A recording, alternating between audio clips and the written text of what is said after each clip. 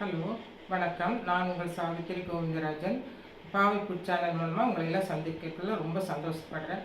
நான் என்னுடைய பாவைப்புட் சேனலை இது வரைக்கும் நீங்கள் சப்ஸ்கிரைப் பண்ணலைன்னா சப்ஸ்கிரைப் பண்ணிடுங்க. பக்கத்தில் இருக்கிற பெல் ஐக்கானுக்கு ஒரு ஆளுங்கிற ஆப்ஷன் இருக்கும், அதையும் ப்ரெஸ் பண்ணிக்கோங்க. நான் போடுற புது புது வீடியோவும் யூஸ்ஃபுல்லான வீடியோ எல்லாம் உங்களுக்கு நோட்டிஃபிகேஷனில் வரும். நான் நேற்று உங்களுக்கு பிரியாணி மசாலா எப்படி செய்கிறதுன்னு போட்டிருக்கேன்.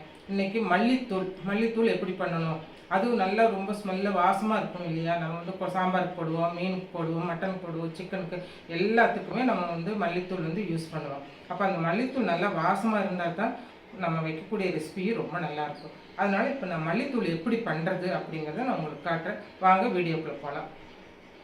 மல்லித்தூள் பண்ணுறதுக்கு பார்த்திங்கன்னா நான் 1/4 கிலோ மல்லி எடுத்திருக்கேன். 1/4 கிலோ மல்லி எடுத்திருக்கேன். ஒரு 50 கிராம் சீரகம் எடுத்துருக்கிறேன். ஒரு 2 டேபிள் ஸ்பூன் மிளகு எடுத்திருக்கேன். இதுதான் இதுக்கு மல்லித்தூள் பண்ணுறதுக்கு நம்ம எடுக்கக்கூடிய இன்க்ரீடியன்ஸு. இப்போ இதை நான் எப்படி வறுத்து எப்படி பவுடர் மல்லித்தூள் பண்ணுறோங்கிறத பார்க்கலாம் வாங்க.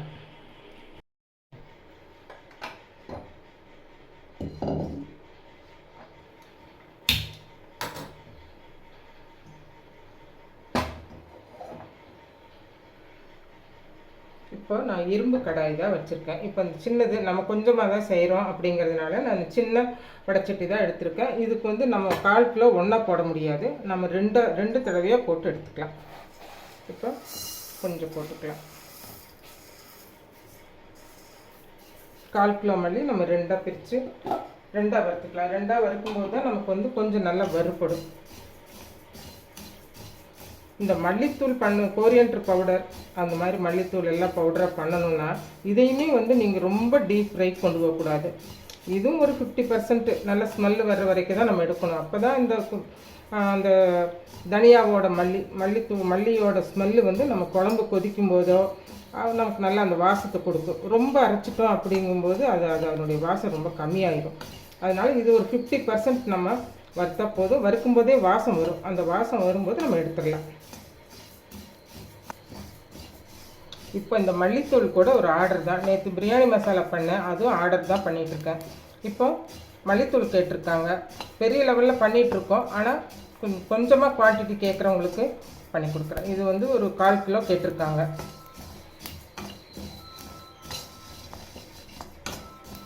என்ன தான் நம்ம மசாலா வெளியே வாங்கினாலும் அதில் ப்ரெசர்வேட்டிவ், கலரிங்கு, டேஸ்ட்டு கொன்று இந்த மாதிரி அப்புறம் கலப்படம், நல்ல பொருள் பாதி போடுவாங்க, அப்புறம் கொஞ்சம் கம்மியான விலையில் வாங்கி அதையும் போடுவாங்க. இப்போ அதெல்லாமே கலப்படமாக வரும் நமக்கு. அதனால் நாம் வீட்டில் நல்ல ஃபஸ்ட்டு கிரேடு இன்க்ரீடியன்ஸ் வாங்கி எந்த ஒரு கெமிக்கலோ கலரிங்கோ எதுவுமே இல்லாமல் நாங்கள் செஞ்சு கொடுத்துட்ருக்குறோம். அது எங்களை பற்றி தெரிஞ்சுக்கிட்டு எங்கள்கிட்ட வாங்கினவங்க இப்போ மீண்டும் மீண்டும் எங்கள்கிட்ட வாங்கிட்டு இருக்காங்க. உங்களுக்கு வேணும்னு இருந்துச்சுன்னா சொன்னீங்கன்னா நீங்கள் வாட்ஸ்அப் நம்பருக்கு கால் பண்ணுங்கள், நான் உங்களுக்கு செஞ்சு கொரியர் மூலம் அனுப்புகிறேன். போதும் பார்த்திங்கன்னா இப்போ வறுபட்டுருச்சு. இப்போ நம்ம எடுத்துடலாம். மணம் வந்துடுச்சு. அந்த வாசம் வரும்போது நம்ம எடுத்துடணும். எடுக்கும்போது இப்போ கரெக்டாக இருக்கும். நம்ம பவுடர் ரொம்ப நல்லாயிருக்கும்.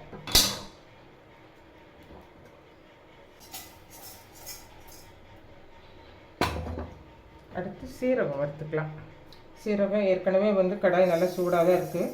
போட்டதும் நமக்கு வறுபட்டுரும்.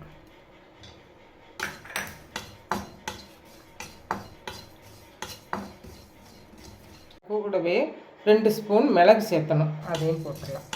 இவ்வளோ தான் இந்த மல்லித்தூள் பண்ணுறதுக்கு நமக்கு இவ்வளோ தான் இன்க்ரீடியன்ஸ். இதை போட்டு நம்ம செஞ்சு வச்சிட்டோம்னா கொஞ்சம் வறுத்து எடுத்து வைக்கும்போது உங்களுக்கு ஒரு 3 மாதம் 6 மாதம் கிடாது. நல்லா நல்ல டைட்டான ஒரு பாட்டில்லையோ இல்லை டப்பாலையோ எதுலையாவது போட்டு வச்சுட்டோன்னா, டைட்டாக வச்சுட்டோன்னா நமக்கு ஒரு 6 மாதத்து வரைக்கும் இது யூஸ் பண்ணலாம். ஏன்னா நம்ம வறுத்துருக்குறோம், அதனால ரொம்ப நல்லா இருக்கும். கிடறதுக்கும் சான்ஸ் இல்லை.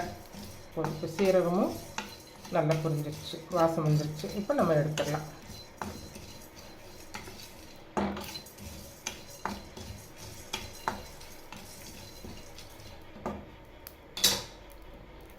இப்போ ஸ்டவ் ஆஃப் பண்ணிவிட்டு நம்ம இதை எடுத்து போட்டுக்கலாம்.